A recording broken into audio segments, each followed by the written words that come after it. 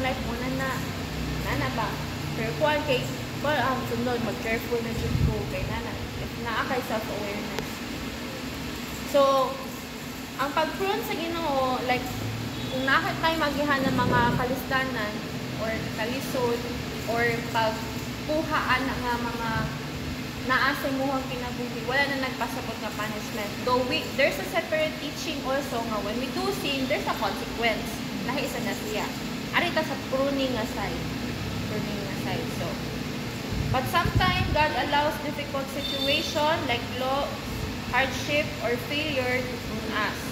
So, kanin siyang pag-pruning, kuan kay ni siya kanang kung nakakani nga panahon kay sakit, lisod, maghilak ka, feel ni mo nga waang Ginoo na inana ng mga feelings. Feel ni mo. So, unsa man niya mga tough times nga ipang deal, iprune ka sa Ginoo. First is kanang mga unhealthy attachment. I-prune ka sa Ginoo sa imong mga unhealthy attachment.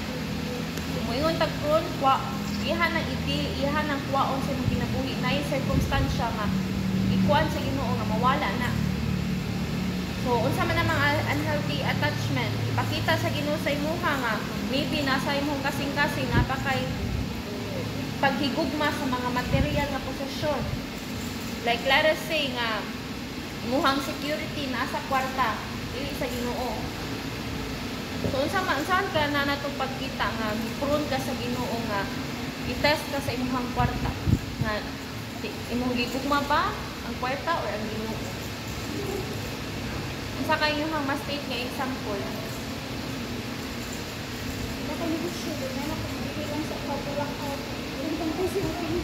Nga dili ka hakita og kwarta no, kay alkansi kay ka. So inana, makita ang imuhang maskin sa imuhang napagtrabaho sa imong kasing-kasing. Ang kwarta ba or ang Ginoo? Example ka na ma-apply na siya hanggang sa Sunday. Kabaw gyud ka nga every Sunday we commit it for the Lord. And then kung imo pag ginagdagin to ng Sunday, napagtrabaho sa imuhang paghigugma, then una nga dili ka mo simba kay tungod masayangan ka, alkansi ka. So, God allows, it could be God allows financial loss or it challenges believers to rely on Him. So, muna nga, kung wala na kay kwarta, kinsa ang imong unang maduulon? So, kana siya. Dili. So, kinsa man ang imuhang ikuan, kisa imong unang matuulon, kisa imong unang masing. Ang tao ba or ang Ginoo? So dira na makita kung unhealthy ang imuhang kasing-kasing. Kung mo reveal na niya, di ba makabantay naman ka na, di ba?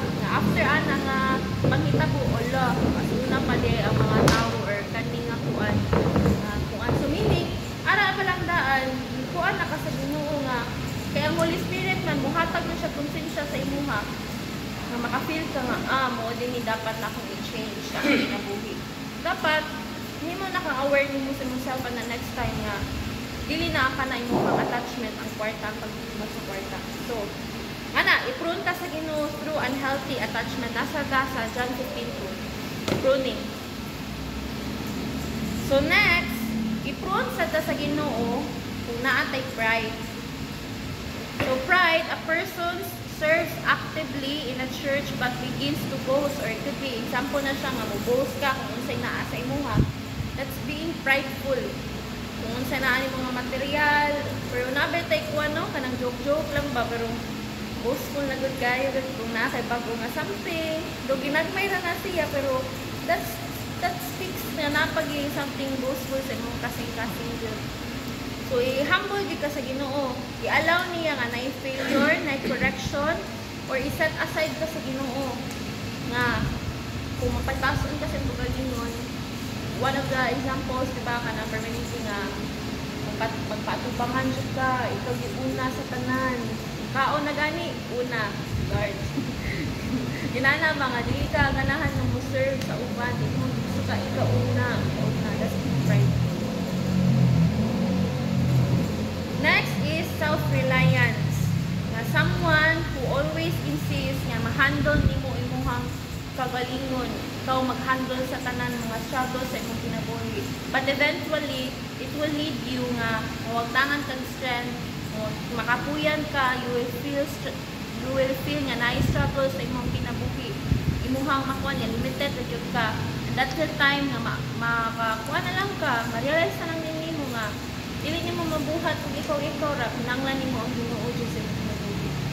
So, mo na siya mga one of the ways that the Lord will prune you.